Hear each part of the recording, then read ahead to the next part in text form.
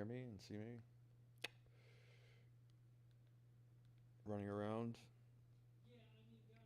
virtually and not in real life.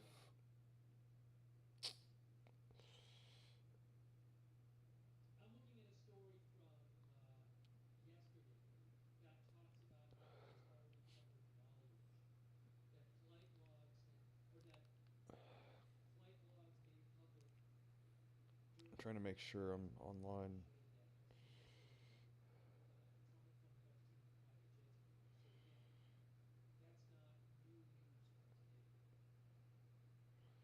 Cool. How are you guys doing? Taking a couple days off because it's the holidays. Mostly all I've done was slept the last week, really. So I got to get back to it sometime soon. Probably after Christmas or New Year's or something. I don't really have much that I need to do, in all honesty. It's one of those, like I said, hurry up and wait. Hurry up and wait. Hurry up and wait. So I'm at the part where I wait, and that's my least favorite part, right? The waiting part.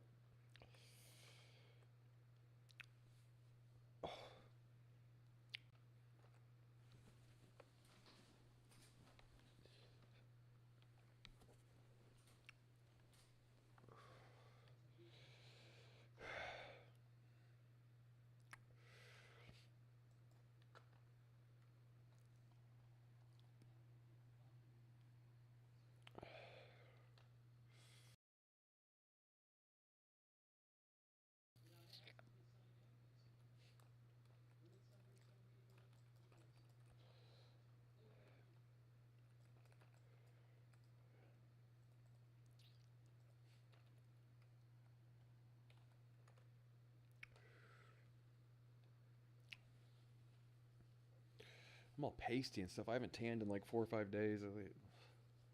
Translucent. Plus, this camera does make me look pale, more pale than I actually am for whatever reason. Various filters and whatnot, right?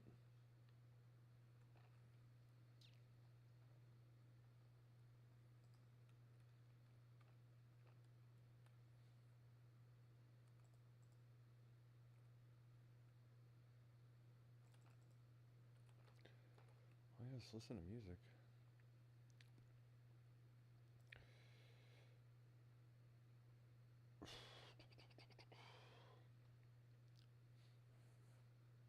Oh, something went wrong. Why is it doing that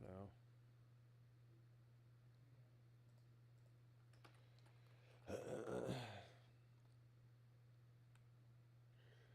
Well, that's sort of shitty. Seems like. Why is it doing that?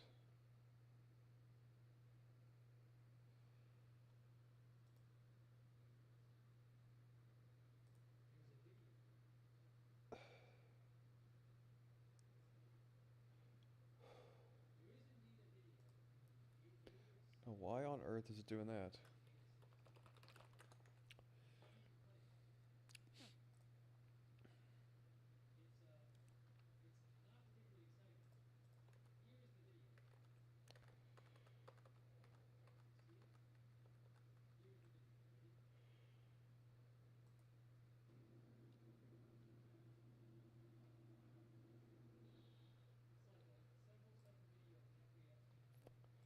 Bizarre. Well, I guess the internet's still working. Can't imagine why that isn't loading, but whatever. My God, dude, this is like my first battle. I needed a break for a few days, and really, like I said, I don't want to get to the point where, like, I'm here regardless. You know what I mean? So, like, consistency isn't a problem. It's a matter of it's a matter of um, you know what I mean? Like, I'm definitely still here.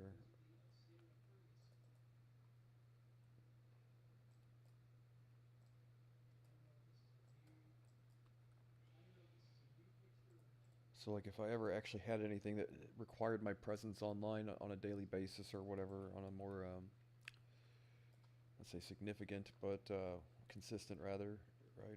I would certainly be here.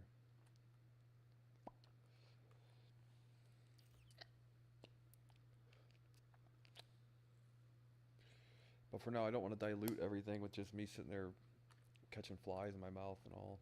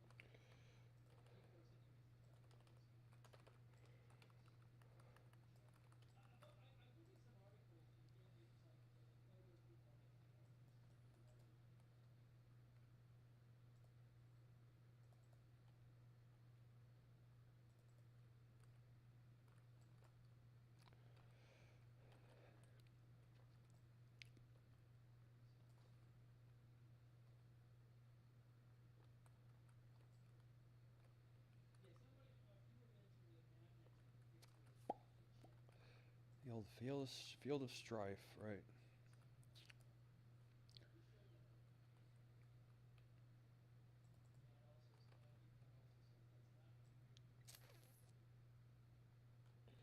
Really wish I had anything more interesting to say or do about any of this shit, really, but quite literally nothing. Hopefully the holidays are over with soon and life can get back to normal. Get on a regular routine.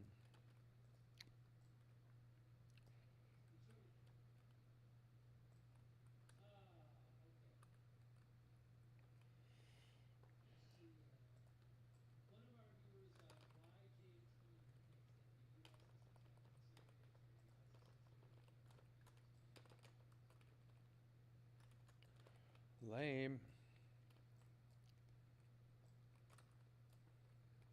Oh, cool. Someone's healing me. Lovely. Keep doing it.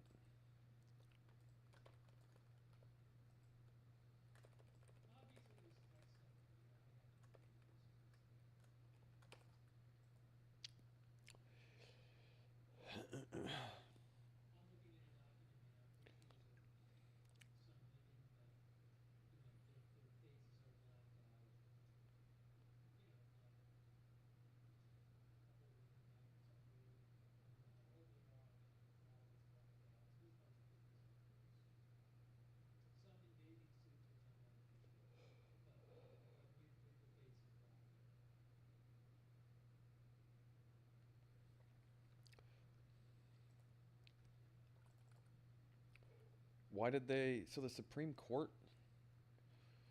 I can't imagine. So, does the Supreme Court? They only rule on things that are considered that are not constitutional, correct? How the fuck was it? Or did they also? Is it like a higher appeals court too? Does it work in both capacities rather?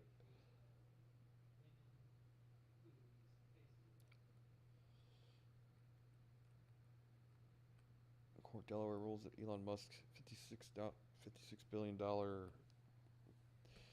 payment package from 2018 must be reinstated or whatever. I don't understand what their reasoning for why it had to be paused to begin with. Really, seems kind of strange.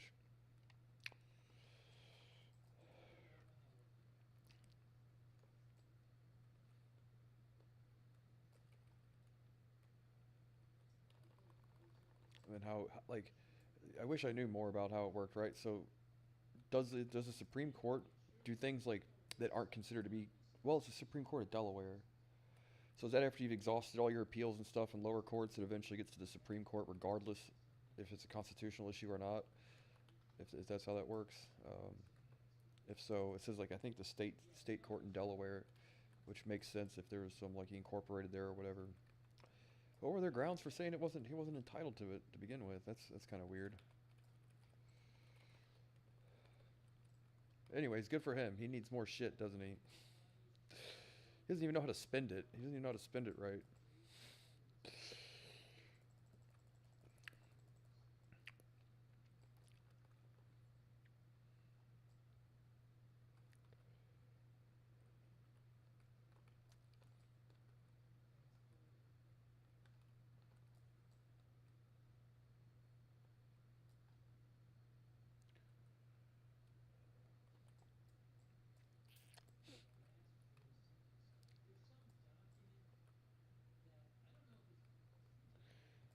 So which way? Where are we going? Where are we going here, friend?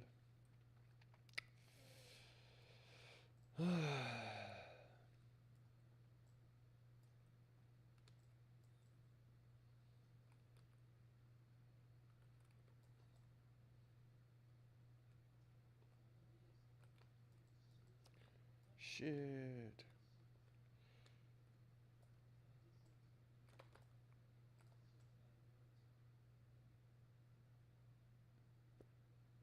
Don't reset them. You should be in the graveyard.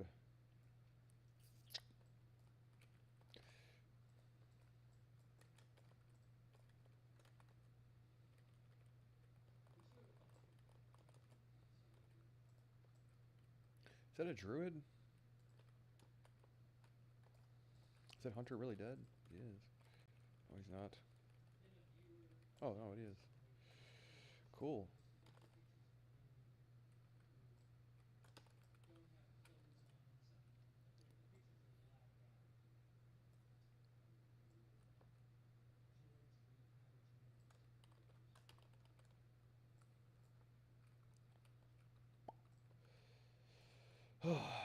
Anyway, man, I wish I don't really have a thing picked out. Every year it seems like I try to my um, attempt to celebrate holidays, right, consist of usually finding a holiday themed movie that goes along with said holiday. And last year I watched Reindeer Games, and the year before that I watched Die Hard. So I don't know what to watch this year. There's not a whole lot of good Christmas movies, you know, and I can't necessarily watch the same movie over again. So I'm trying to find a Christmas themed tale or something that's not lame and shitty. And the examples I gave were Reindeer Games, right? Example rather. Surely, yeah. Don't stray from reservation on that one for sure. It's a pretty good movie actually. It got a lot of like. It wasn't a super. It was no Waterworld. You know, it was no Waterworld. I know that much, but it was pretty good. Which people gave Waterworld a lot of shit, man. Waterworld was actually a super good movie. Well, Kevin Costner.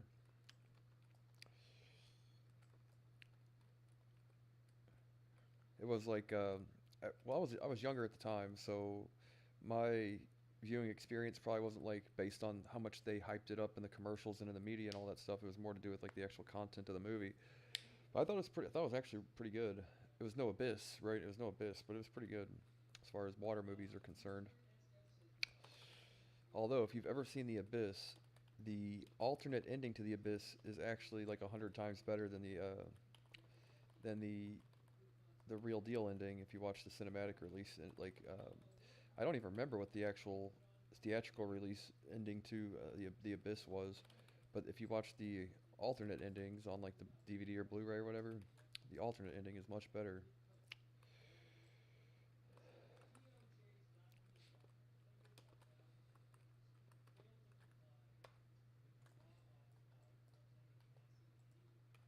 Really? You're a fucking piece of shit. Piece of shit. I don't have a fucking thing. But what's another good one? Yeah, none of those are Christmas movies, or other.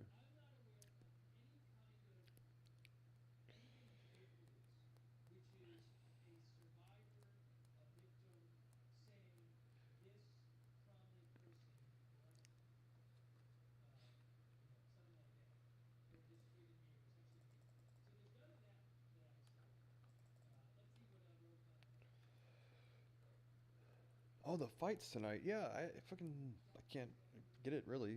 Other than that, though, I guess I'll watch the highlights later. Normally, I try and watch any of the Logan, Jake, or Floyd fights, and then that's about the extent of my interest in boxing or whatever you call it. Pride. I don't know if you call it pride fighting or boxing.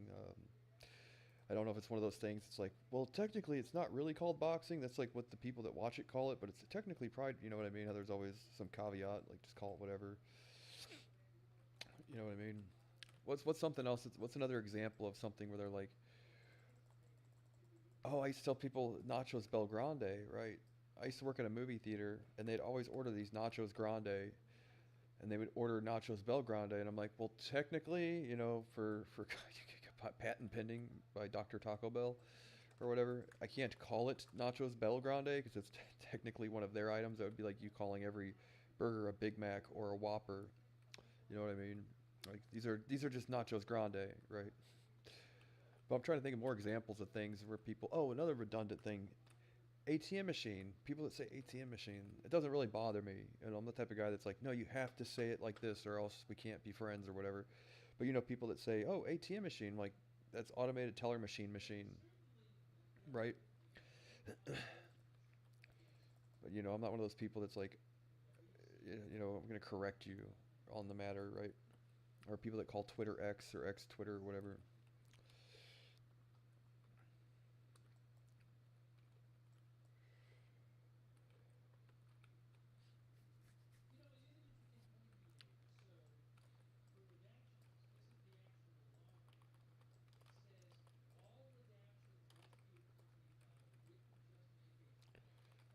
But automated teller machine.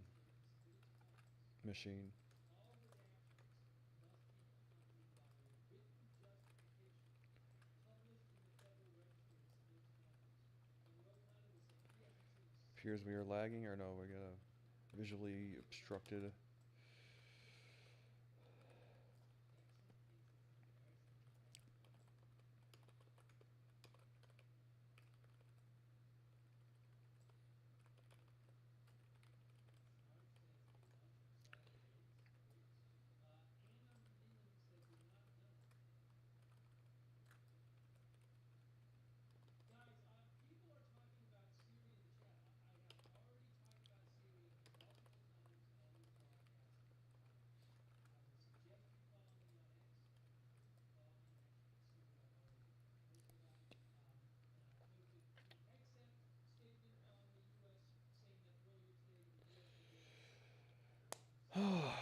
Good golly.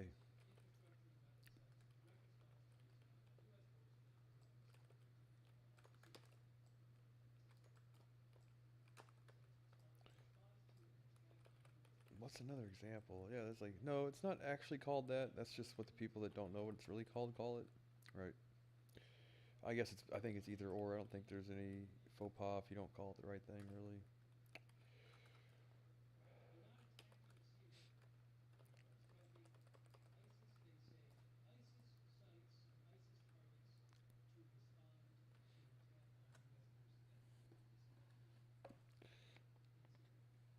Yeah, it's not like Chinese, Japanese. What's the difference, right? It's like, oh, these are, those are two totally different things, right?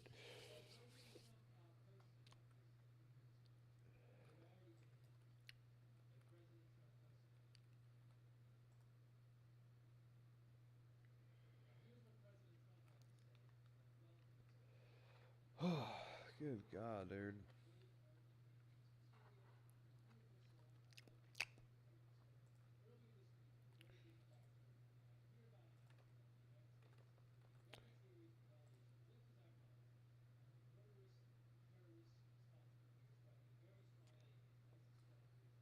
There it goes.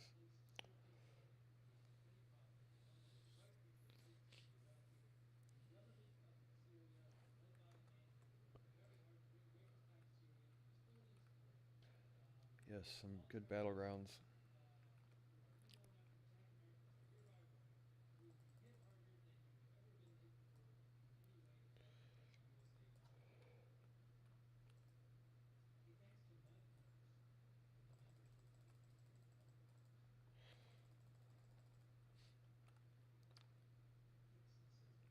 I got all this PvP gear, and it looks like it's like a downgrade. I mean, I got more PvP points or whatever, and all this other shit, but I don't know if that actually matters as much as health, you know? I guess probably it does. So if we look at the PvP resilience by 65%, that's pretty good.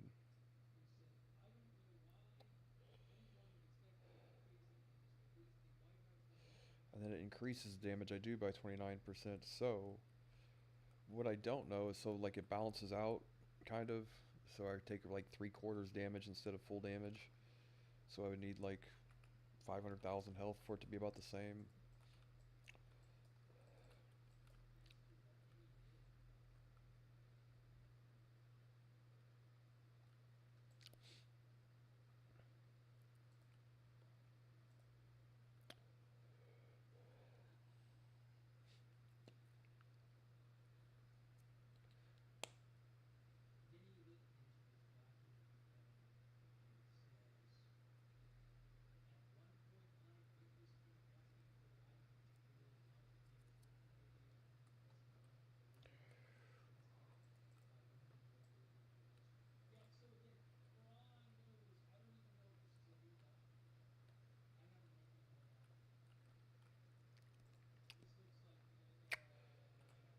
Well,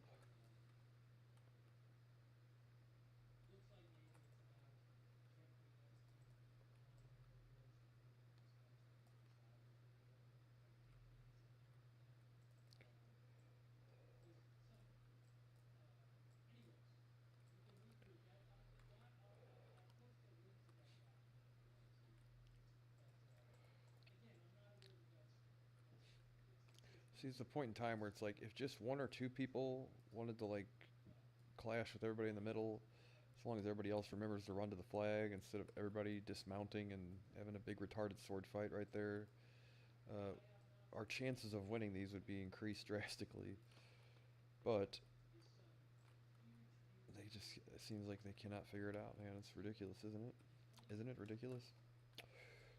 I shouldn't be the one running the flag every time, and it's not difficult for anybody else to try, right? Like if a druid had the same strategy that I did.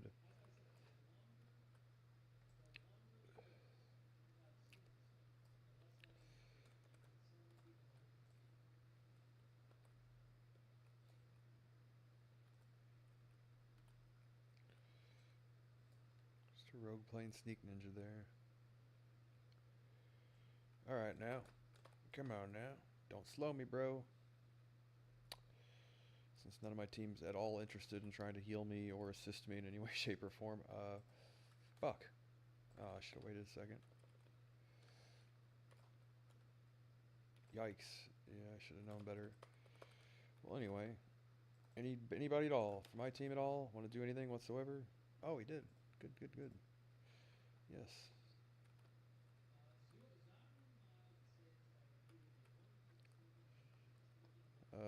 Noble attempt.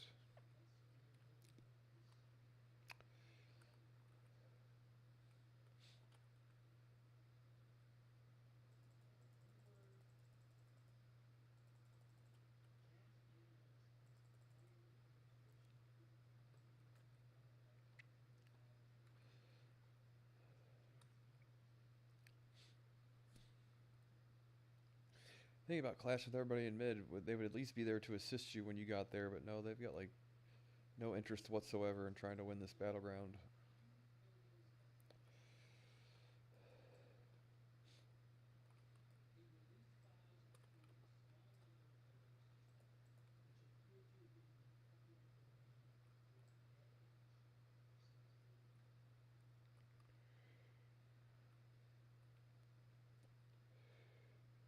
And it doesn't appear that anybody else is trying to help this guy either. Fuck, I shouldn't have done that. Stick with him.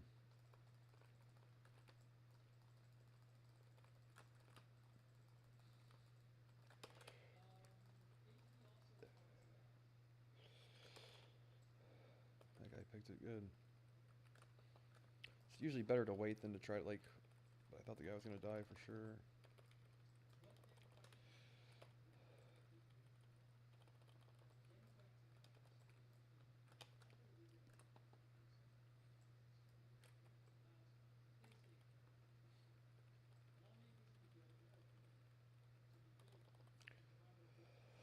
All right.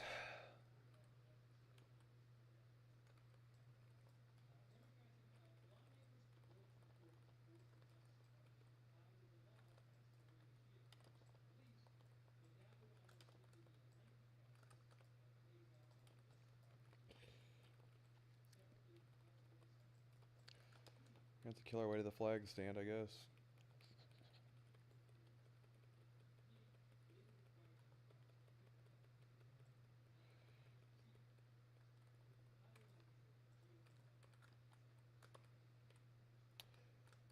Come on now.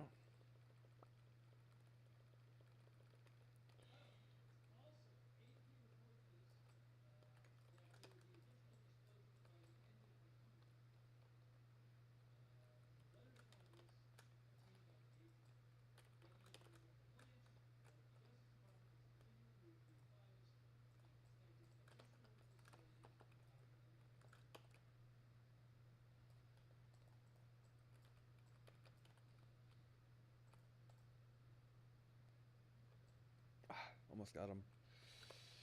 Almost.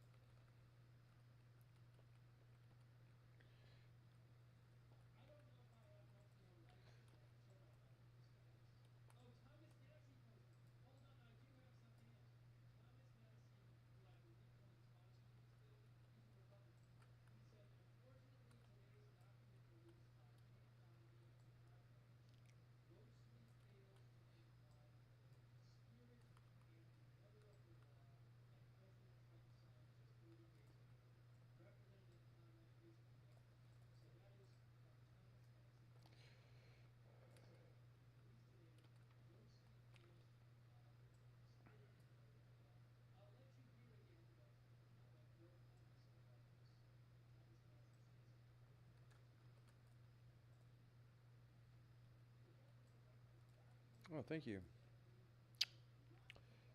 can only do so much.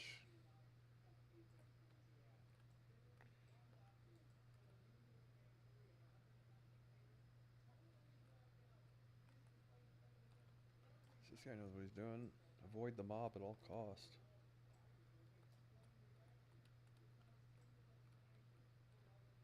Now where?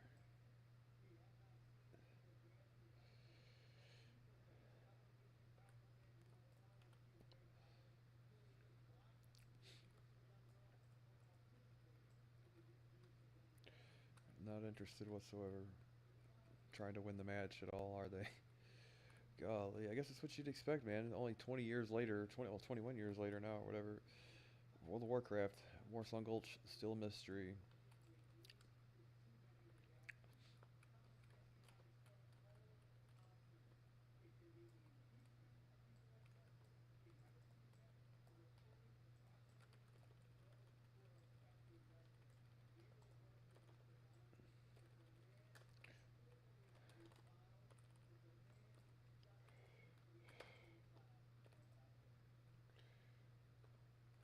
Come on now. Any assistance on the flag carrier whatsoever? No.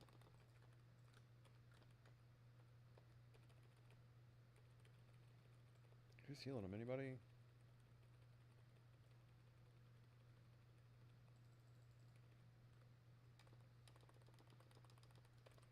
Fuck.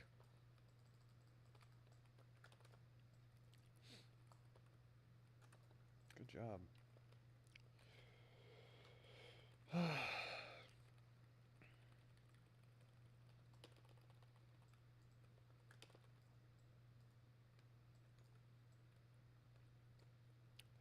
That's exactly how you're supposed to do it. I mean, it worked, but it could have gone smoother. But that shit was good.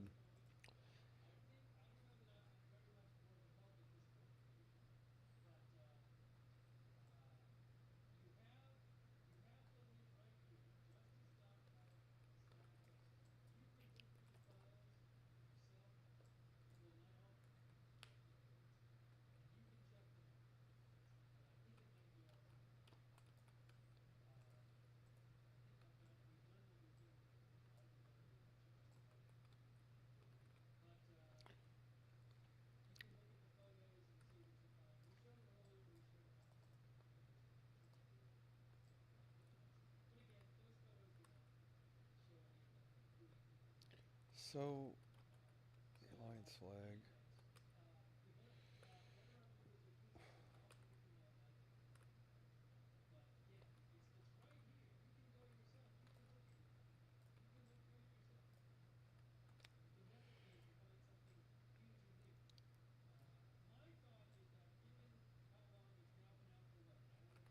God damn it.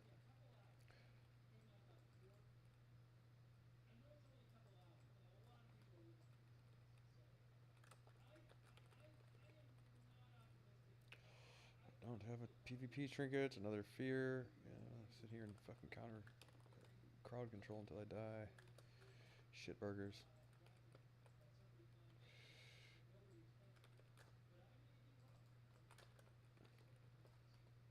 Fuck.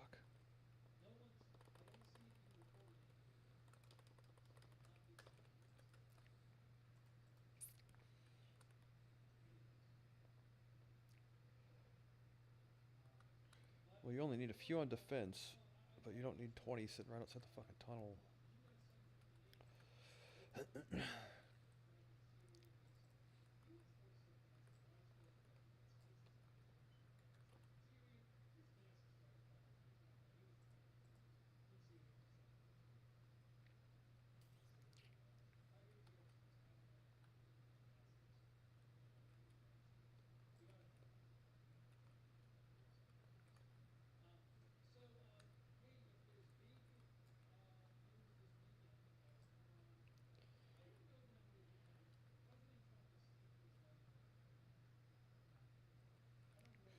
Interesting. Well, I'm all by myself. That would be a suicide mission. So, sit here and wait a moment for anybody else to come to their senses. Right.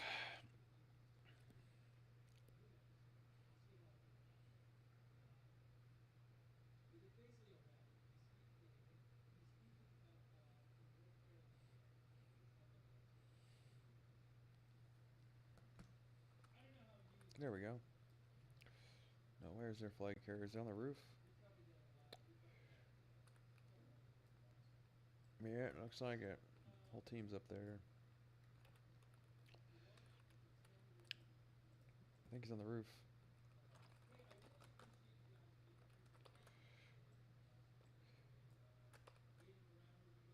God damn it.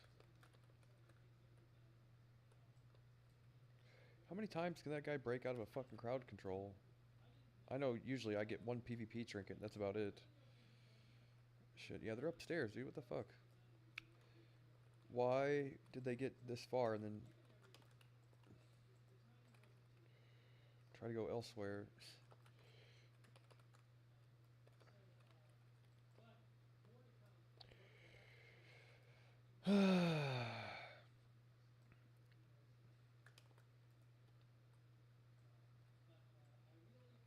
Where is he? There he is.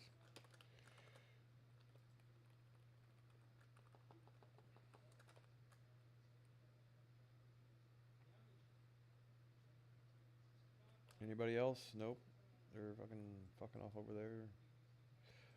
That's certainly how you get the flag carrier, for sure.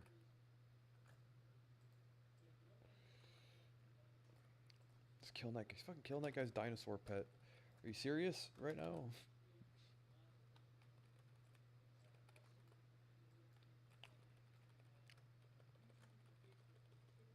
Primary target, fucking a dinosaur pet. I have to spell steal heals.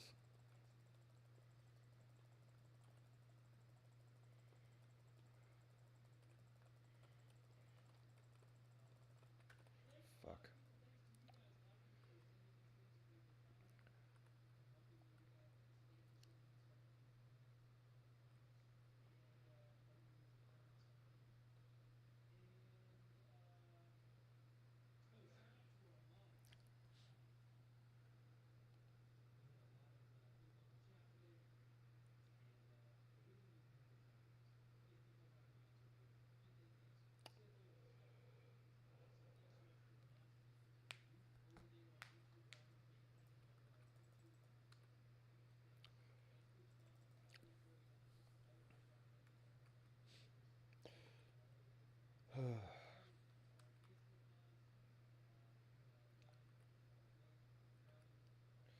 No.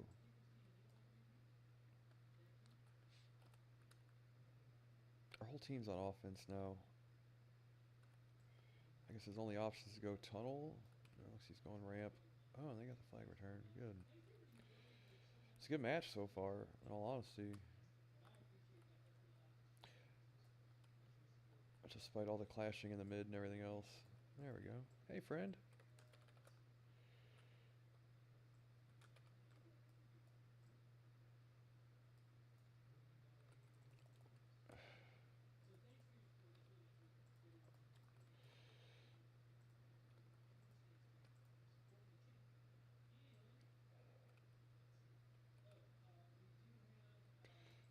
Really? You rooted me instead of him? Why?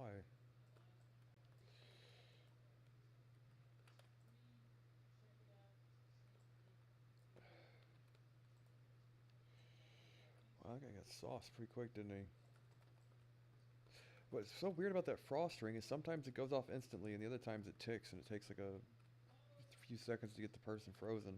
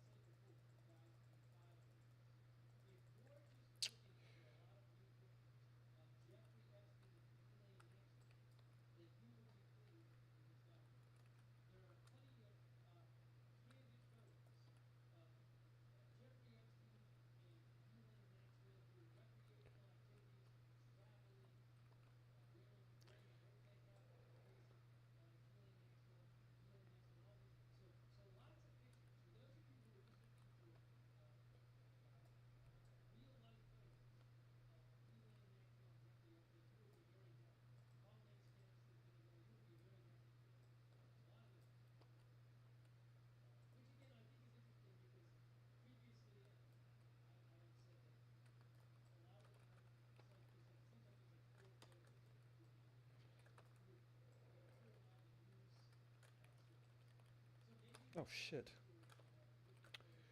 Anyway.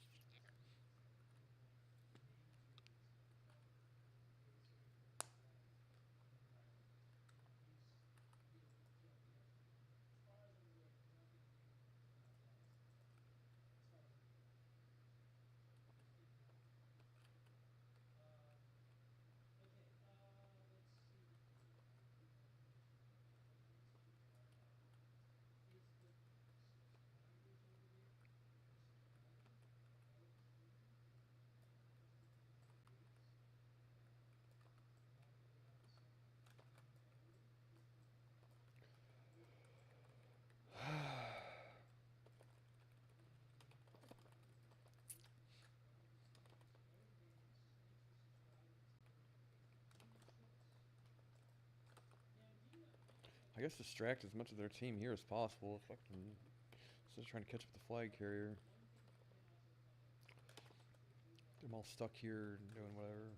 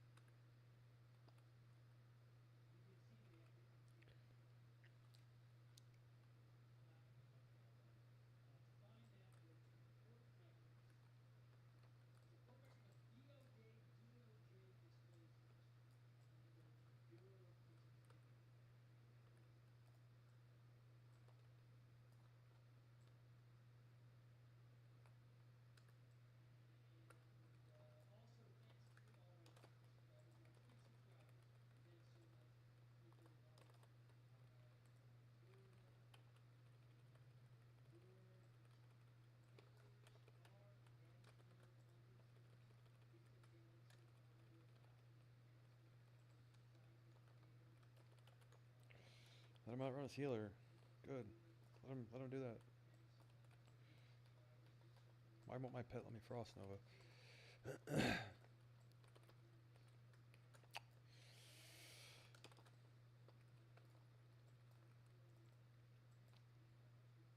Looks like we're gonna win. Oh.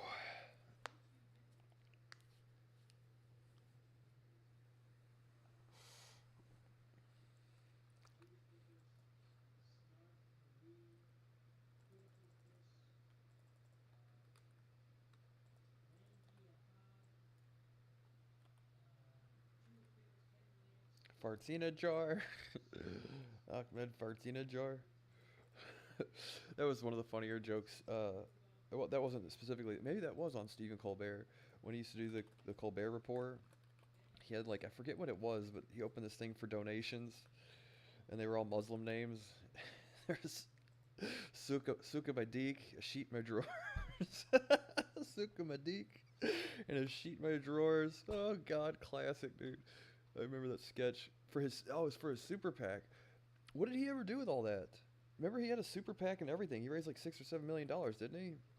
Whatever happened to Stephen Colbert's super PAC?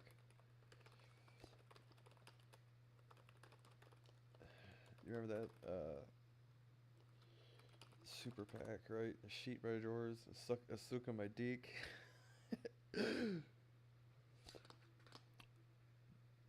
Dissolution of the super PAC on November 12th, 2012. Colbert announced his intention to dissolve Colbert's super PAC, citing death of his fictional advisor, Ham Rove, a parody Republican for strategist Karl Rove, right?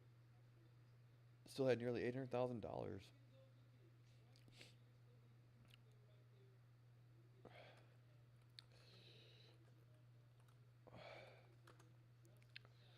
Sukmadik.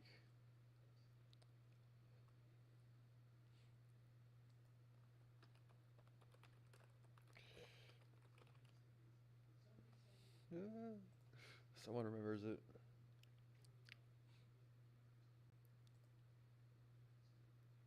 From Arab American viewer, Suck Madik.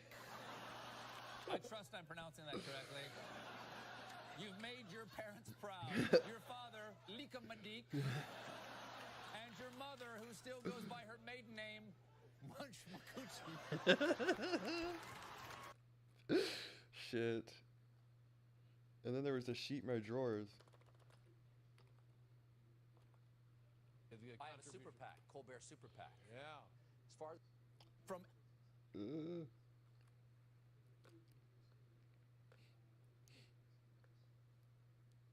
I don't know how to spell it.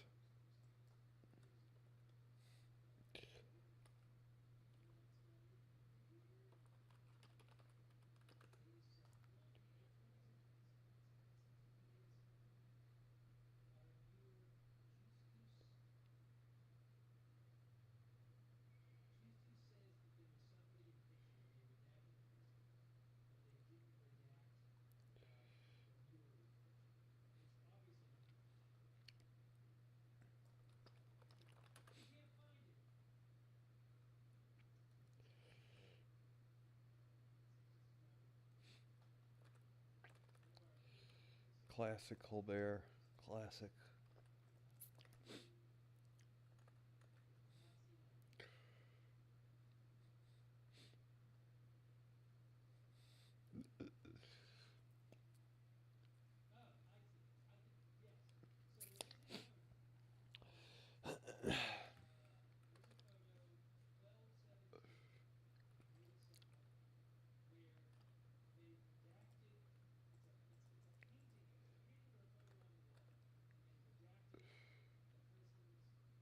Farts in a jar. I think that was one I made up, actually. There might have been a farts in a jar.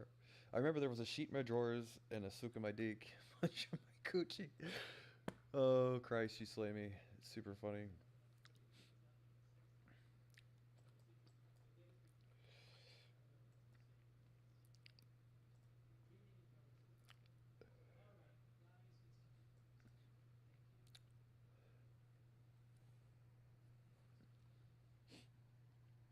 Where'd my retainer go?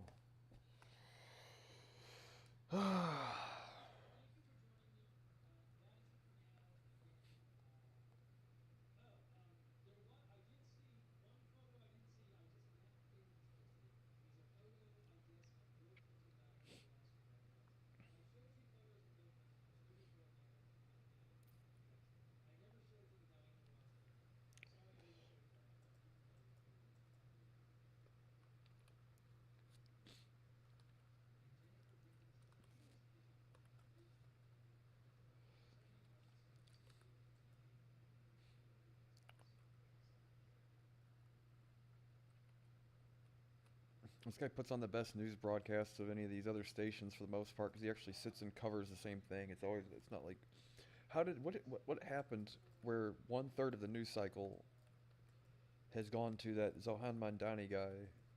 I cite a conspiracy, a socialist conspiracy. There's no way that he should require 1/3 of the news cycle. He's the goddamn mayor of something. Like, isn't that like limited authority to do anything? And it's only one specific place in the United States. How is that relevant to the other? What is it? 330 million people? You know what I mean? I don't get it. I say it's a conspiracy to promote socialism. Or is he somewhat a communist or whatever? It's all the same shit mostly, right? But at the very least, other than like the day of the election, I forget this. It's called agenda free TV or news or whatever. He just covers the news, right? Relevant, not pop. What do you not call pop culture? That day news, right? Like, not continuing to go. Oh, Zohan Mom Downey, like, what is it? Like he's like a fashionista or something. Like he's a celebrity. It's like he's a celebrity, not a mayor, right? But in all fairness, though, they did give a lot of coverage to Eric Adams when he was the mayor too. Why do they? I don't get where, like, when you watch TV shows, they're like, oh, on 36th and Broadway or whatever. You're like, I'm not from there. I barely know the names of the streets where I live, much less the names of like the numbers of all the roads in a city I've only ever been to one time before. Yeah, I have no idea when you people say like, oh, it's like a joke, right? I know Lansdowne Street from that's Boston though. I know that from Inglorious Bastards. Other than that, that's all like in Main Street. I guess every city has a Main Street, but I'm clueless whenever there's like geographically relevant jokes. Fuck if I know, right? But what I've noticed, it might be a pet peeve of mine more than anything.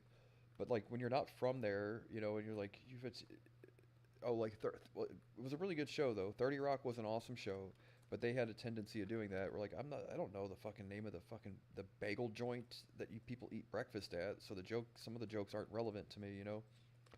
Uh, I guess if you're from New York, it makes sense. Where I guess everybody has to memorize all the fucking street names like Rain Man for whatever reason. But if you're not from there, yeah, that's humor that falls on deaf ears for the most part. But still a really good show. I was actually watching some episodes of it last week. A few days ago, last week sometime, right? 30 Rock was good. Yeah, I can't really remember. You know, the state of uh, not sitcoms. What do you? That's a sitcom, right? It's considered a sitcom, right? Sitcoms have gotten pretty terrible, haven't they? What's the deal with airplane food? I was never a big fan of sitcoms. There's a few, like Arrested Development, obviously, but I can never really find the comedic value. I was a big fan of The Office, like the first 2 or 3 seasons. Then it kind of got off the rails when they didn't have like a path to follow from the previous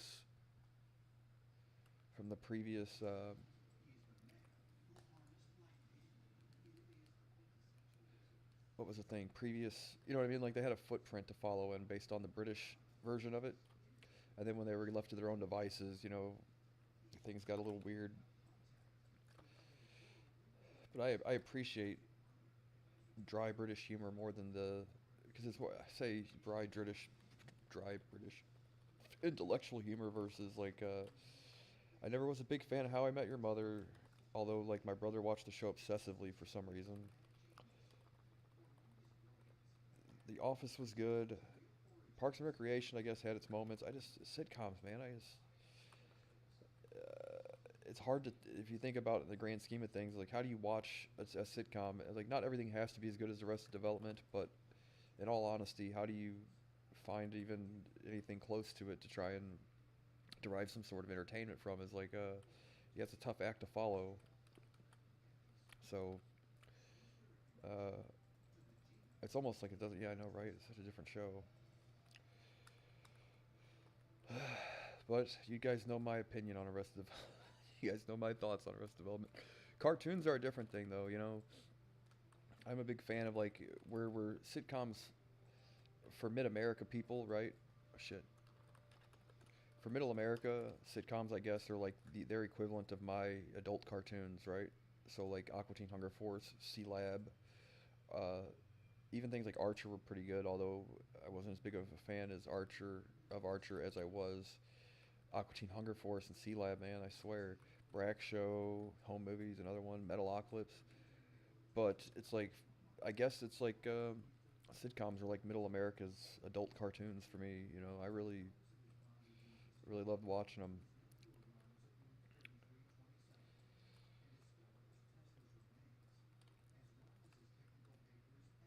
Yikes.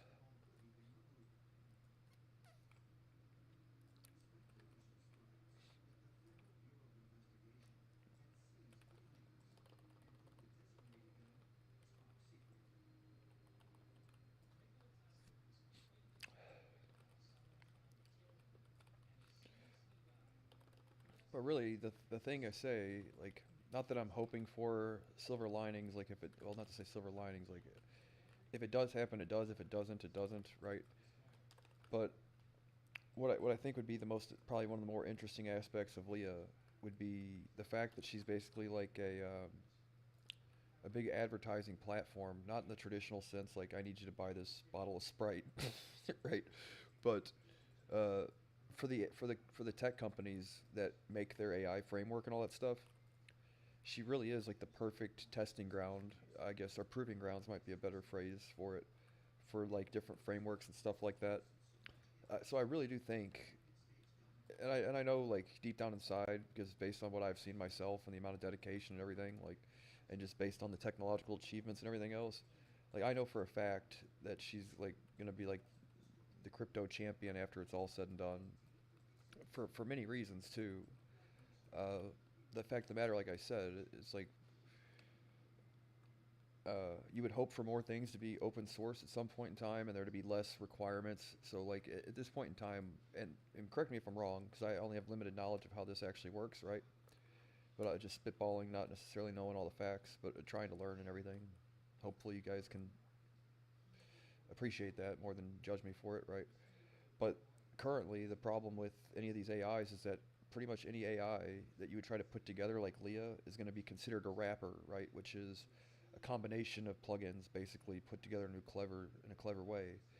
And it's like, and there's a lot of people that say, well, you can't necessarily, you can't call that an AI anything because it's really just a plugin from here and a plugin from there. And I keep making the argument. I'm like, that's sort of like saying that, and good example. This Tesla documentary popped on. It's like sort of like saying that, well, all the amazing technological accomplishments you can manage to get with a computer. It's like, yeah, but you still had to use electricity. It's like that's sort of the same argument. You know, it just sucks that currently that the you know, I wouldn't say that the rapper argument is a valid argument. I really wouldn't. It's like it's a really good. And the thing is that there is still some innovation in Leah that wouldn't constitute what you would call a wrapper, which is basically just plug and play various APIs to get a new feature or a new platform or whatever. So currently, it sucks that all that stuff is relatively expensive. You know what I mean? Based on like each time you use the thing is basically there's a dollar amount attached to how much it costs to use and all that stuff.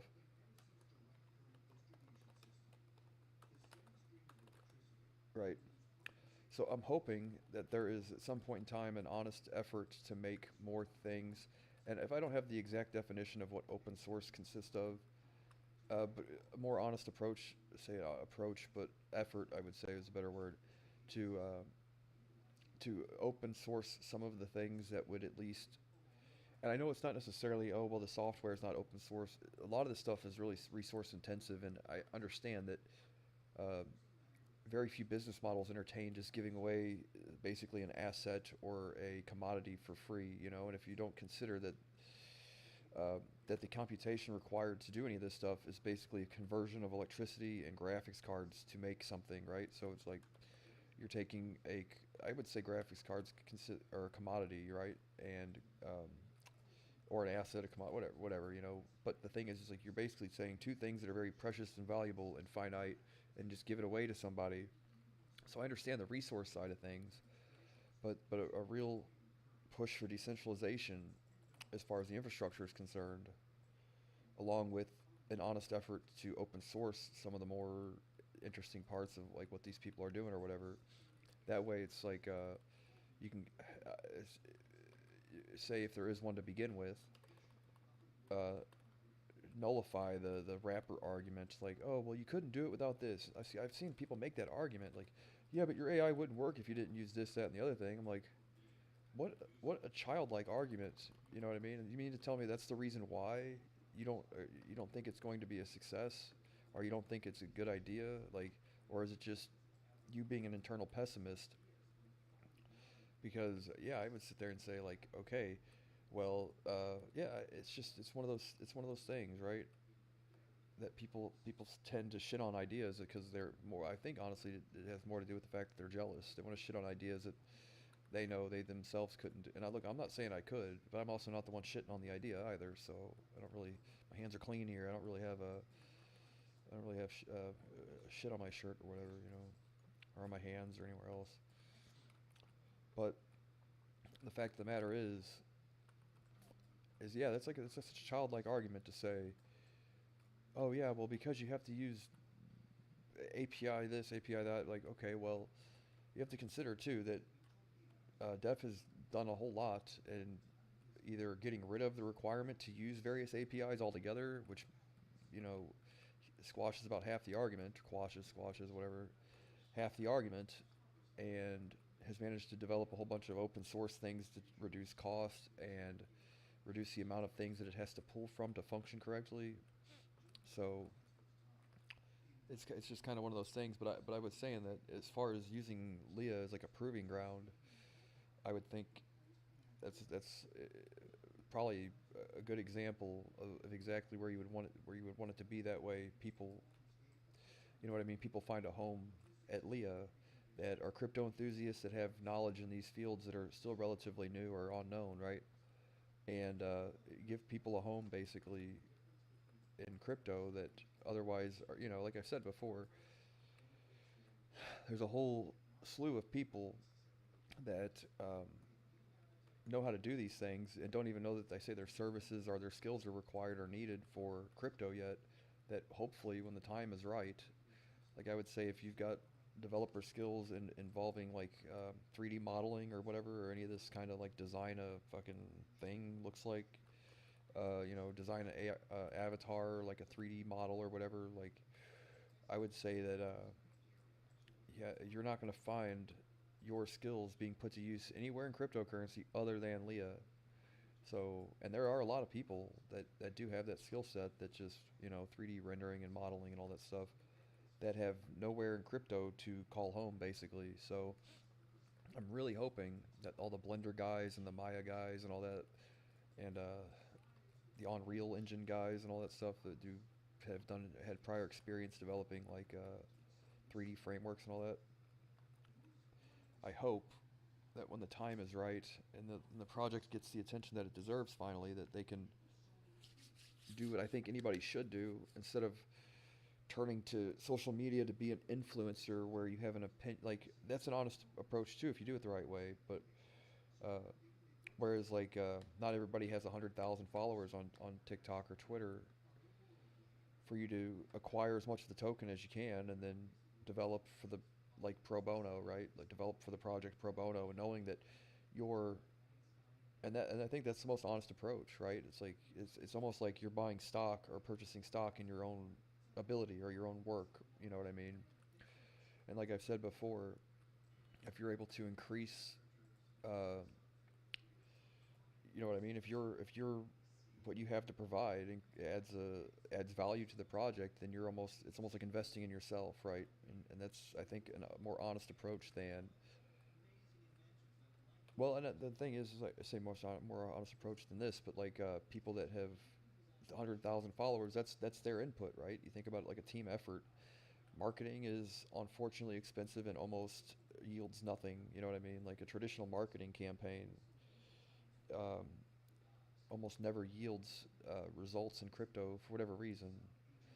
I could be wrong, but my understanding and from what I've seen is uh, I don't know how many people have like gone through YouTube and like a YouTube video advertisement be the thing that provokes them to invest or buy Bitcoin for the first time. If I knew like the click through rate, I'm sure I could find it somewhere, but I don't necessarily need the numbers right now. But so I think the most honest approach is just to put your money where your mouth is, and versus like, oh well, I need you to pay me this much for me to make a tweet, and I've got this many followers, and your project isn't going to succeed without me. And this, that, and the other thing. Like I've dealt with these people before, unfortunately, time and time again, and if people just stick with it, you find out almost every single time if you're there for the right reasons and the project is good enough. I mean, those people are wrong. You know what I mean? It's like, as much as I appreciate people having kind things to say about Leah, especially if they've got a whole shitload of followers on Twitter and it gets people's attention, it's like, yeah, that's great. But in no way, shape, or form are those the people that make the project, really. You know what I mean? And they'll pretend that they do. Some do. You know, there's like a real like you get the impression that there's like a union of these guys that with influencers that all pretend like their word is the only thing that makes something successful. And that's why I've kind of really latched onto Leah, because I know they're full of shit, and I know for a fact they're full of shit because I've dealt with these people time and time again, right? I know they're full of shit. Um, I know that how little paid promotion, if any, was required on anybody's behalf to make Bitcoin a success, right? And I've been there since goddamn near the beginning of it, so I can say for a fact that I know through my own experience that from what I can gather, I've never once seen anybody get paid to promote Bitcoin, and yet it's still a success, right? Because of its technological accomplishments. Ethereum, I wasn't quite as in tune with Ethereum at the time, although I was a relatively early investor. I didn't participate in the ICO, but shortly thereafter. And I can say that I don't ever remember or recall a point in time where people were paid to advertise for Ethereum. You know what I mean? It was one of those things that people participated in the sale or the purchased the token or the coin or whatever, and took it upon themselves to promote the project based on merit, right? So, and Solana too, you know, and I wasn't quite near the project as big of a fan of it as I am now. I had some shit going on in my life and all that stuff. I was busy doing other things, but I don't know how much, I mean, if any, you know, but marketing and all that stuff, but mostly it didn't have anything to do with any one influencer's point of view or word making something successful. You know, and I've never once seen a commercial for Solana on a YouTube ad. You know, I've never once seen a commercial for Ethereum. I've never once seen a commercial for Bitcoin anywhere other than just people talking about the thing, right? So that's kind of like the environment that I want, if in a perfect world, right, for the Leah community, is that if you believe in the thing for the right reasons, you give a shit what these people that get paid to have an opinion have to say. Their opinion may or may not be right, but it's shit. It's not theirs. You know what I mean? It's like, and I can't even sit there and think, like, you mean to tell me there's these people that take $5,000 and $20,000 for their tweets or whatever, and a project like Leah comes along, or they see a project like Leah, and they don't see that that is something special enough to go and step outside of their comfort zone, but their pay circle or whatever you want to call it, and do something you consider to be right, that you don't have to pay me to have an opinion just based on the fact that fundamentals. It's like, okay, I can't necessarily be mad at those kind of people, but I know that that isn't good for crypto. You know what I mean? And these are the type of people that really do want to pretend to be like gangsters online and control what isn't successful based on them and their paid promotion, all that shit. It's like, if that's what does make or break a project, then it's probably something that didn't need to exist to begin with, which is why you see these people touting these bubble maps is one thing, and all this other shit. Like, it has to be listed on CoinMarketCap or it's not legit. It's like, I have seen so many projects that had a very clean bubble map, were listed on CoinMarketCap, were listed on an exchange, that were the biggest rugs that I've ever seen. Now, that being said, it's like, yeah, there's a time and a place where you would like to see a coin listed on CoinMarketCap, but they have a free listing process for a reason. You know what I mean? They don't just approve anybody, and you can pay them. And it's almost like, if you're doing the thing the correct way, then you just wait. They'll list the fucking thing. It becomes you know what I mean? It becomes counterproductive for them not to. You know what I mean? Really, at the end of the day, it's like, that's extra clicks on their webpage. They get paid per visitor, pretty much, or whatever the thing may be. It's like, uh, then they start, and you say, and I honestly mean this, for a project like Leah, it's like, oh, well, then they're losing traffic, right? They're the losers here if they don't do it, you know. And I'm not calling them losers, but I'm saying that if at some point in time, you mean to tell me that, yeah, I would say that you're the ones losing out. You know what I mean? You're the ones, based on how successful I think it's going to be. You know what I mean? It's like, so you can pay them to list the token, or you can forfeit 10% of your project to an exchange that's less than reputable. You can do all these things, and I just say wait. And I would hope that uh, I really wish people had a more free thinking mindset with crypto, because it used to not be this way. But it seems like, since I've stepped away from crypto for a while and returned shortly in the last year or so, that the people that are involved have almost been trained to be stupid about the shit. And I hate to use a mean word, but it seems like they've been given a bunch of like criteria and things. It's like, you mean to tell me, you say that based on the bubble maps, you think a project isn't going to be successful? Can you articulate to me why? Well, no, well, because, and it's like, oh, so no, in other words, right? So you can't.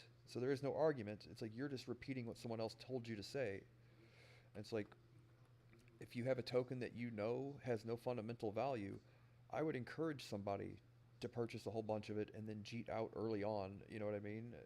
Fine, right? If it's a good project, then nobody gives a shit. Look, nobody is complaining about the guys that had mined hundreds of thousands of Bitcoin and sold at $9. Every person that purchased Bitcoin after the fact is infinitely grateful for the people that had acquired a huge portion of Bitcoin and sold early, right? Same fucking thing. It is absolutely no different. And if you cannot see it for what it is, then I don't know what to tell you. I really don't. It's absolutely no different.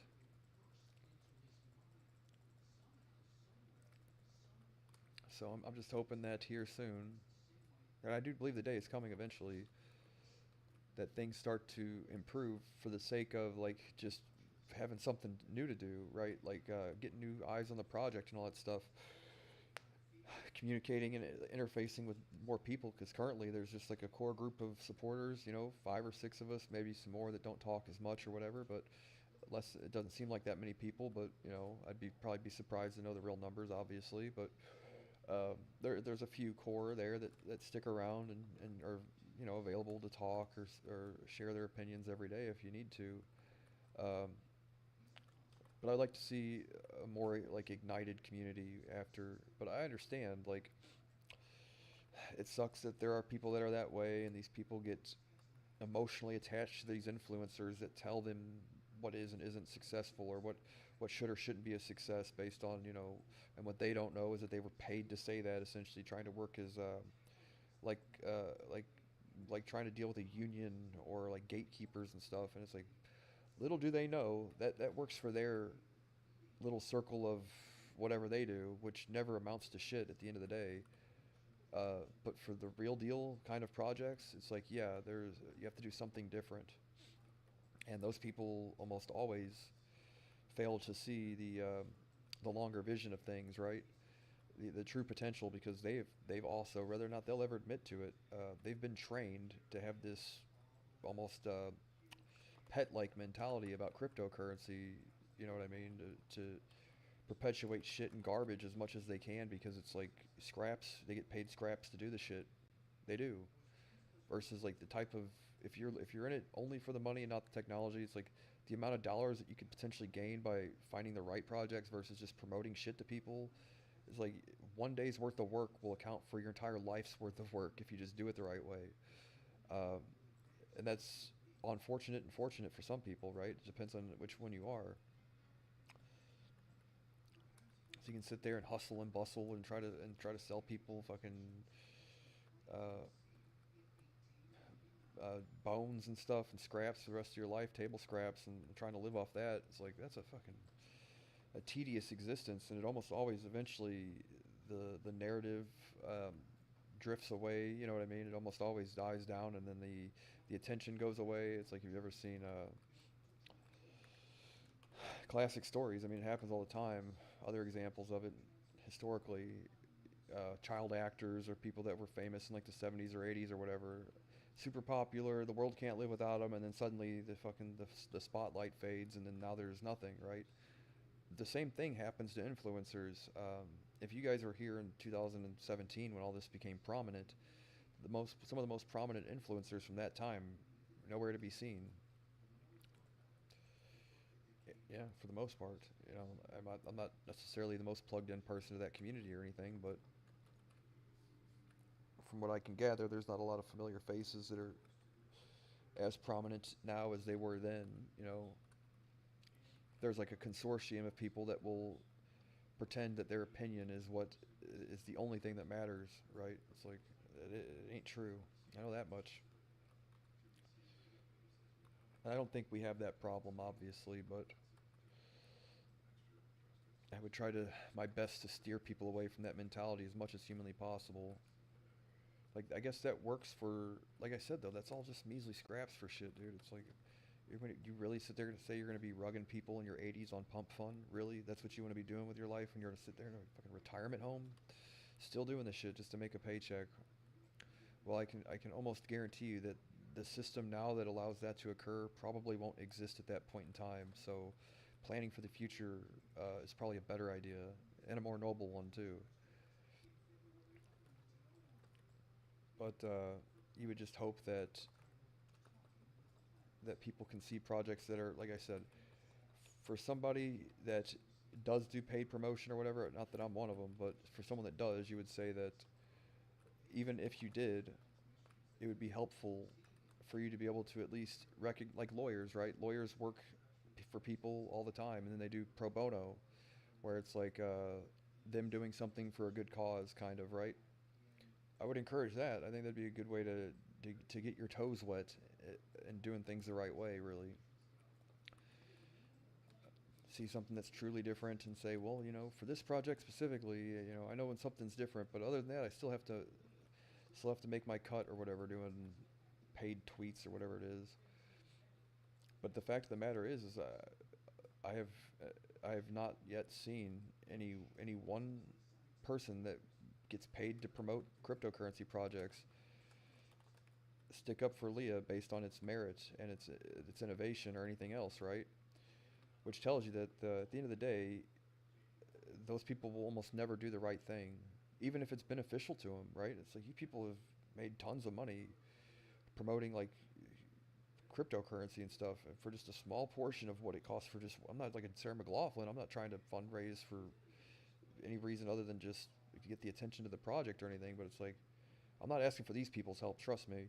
Um, but what amounts to just a few dollars from what you've gotten from promoting cryptocurrency, like just a percentage of it, right?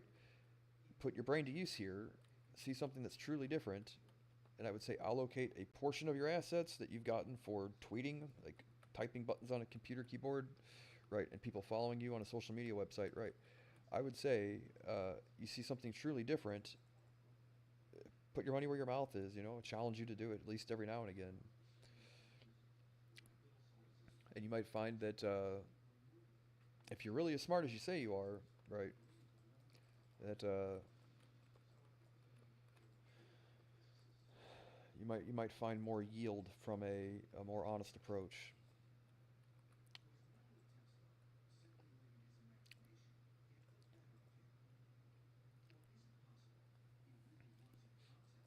At least I would encourage people to have that sort of mindset over the current thing is whatever.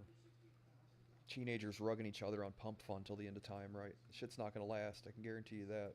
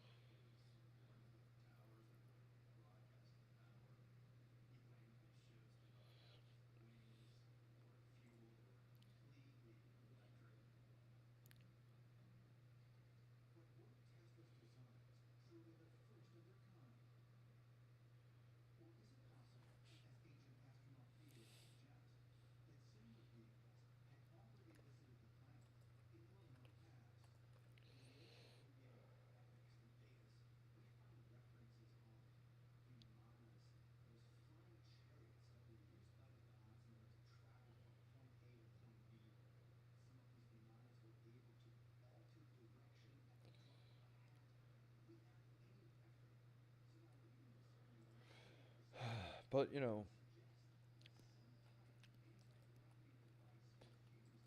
but yeah, no, the idea that I feel like what a joke, right? At some point in time, I mean, when people are like, it is. That's the impression I get from that sector of people is that your project won't succeed without us promoting it, and you have to pay us, or else it's going to fail. I'm like, okay, eat shit then. We'll see.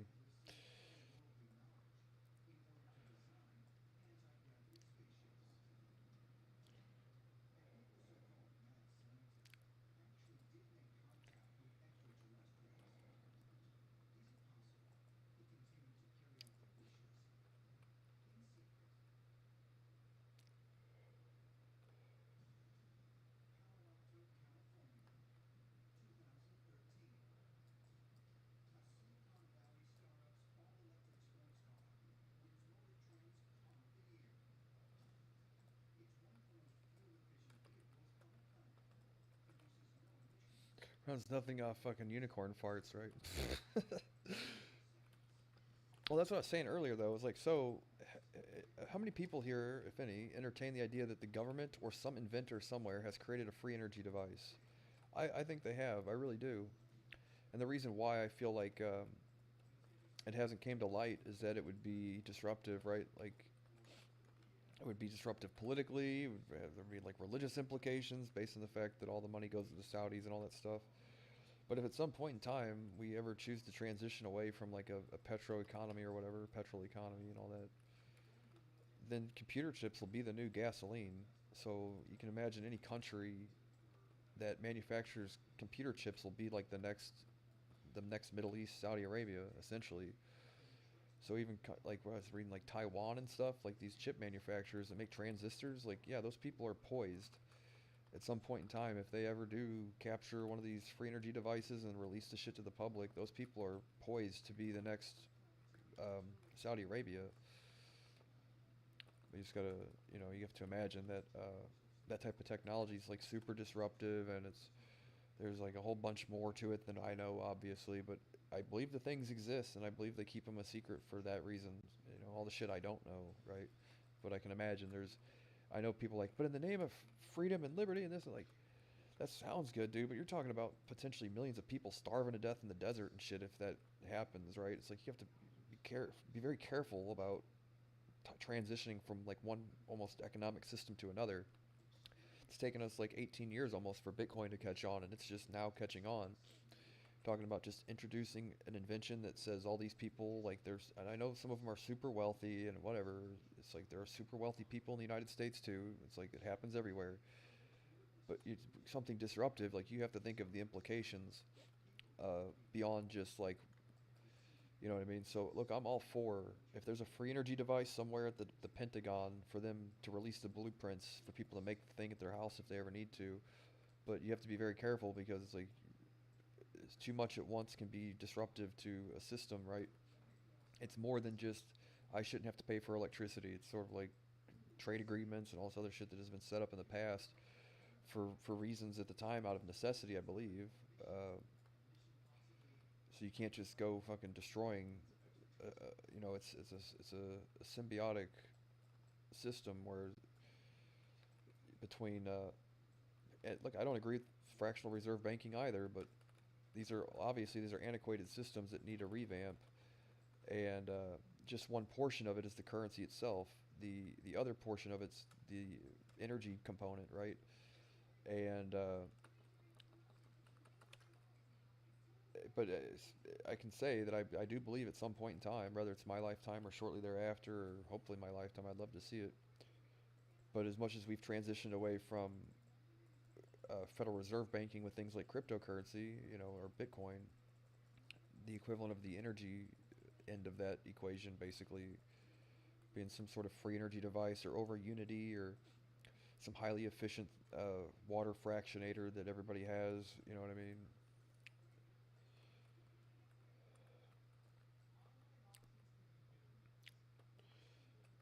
But you're talking about portions of the planet where at points in time oil is more abundant than water.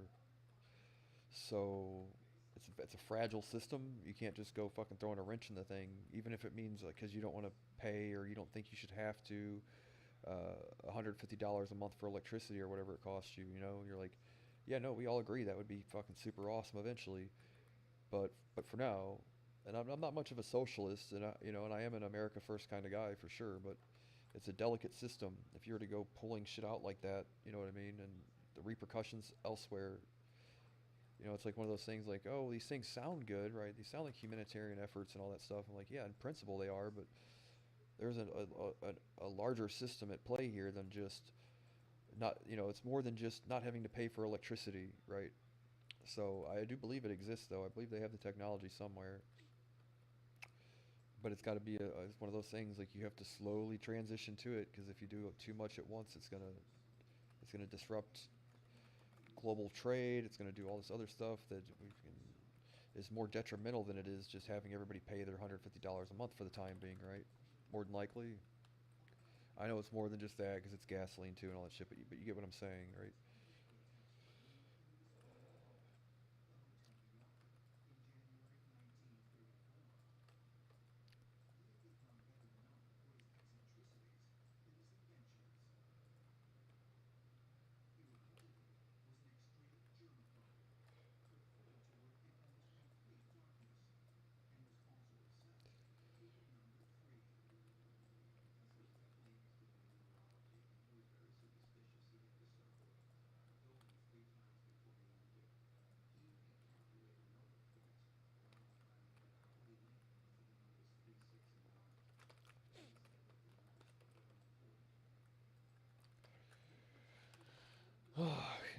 God. Anyway, what time is it?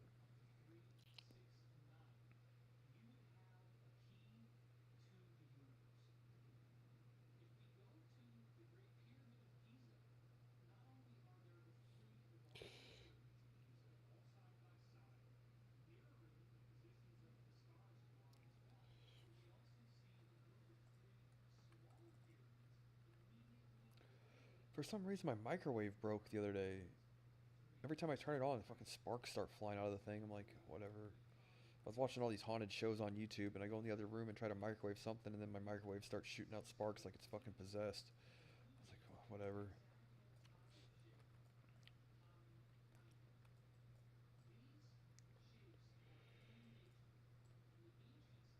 Where'd that person? Oh, there they are.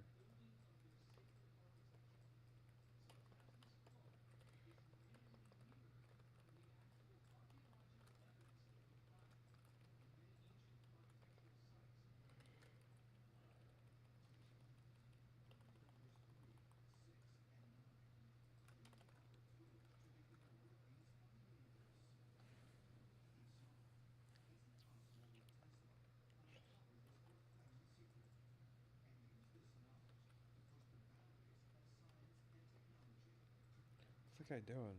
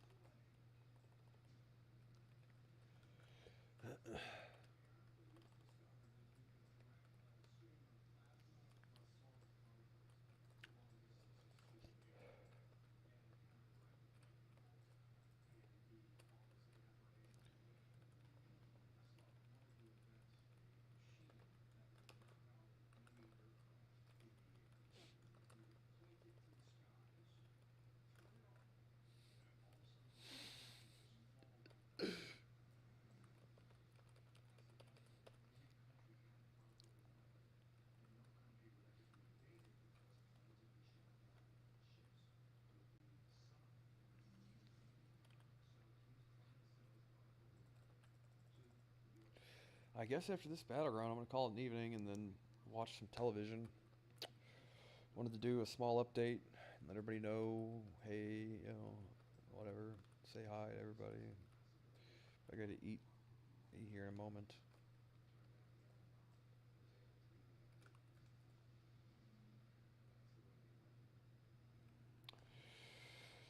Might be on later, possibly, but I doubt it. I don't have much to say.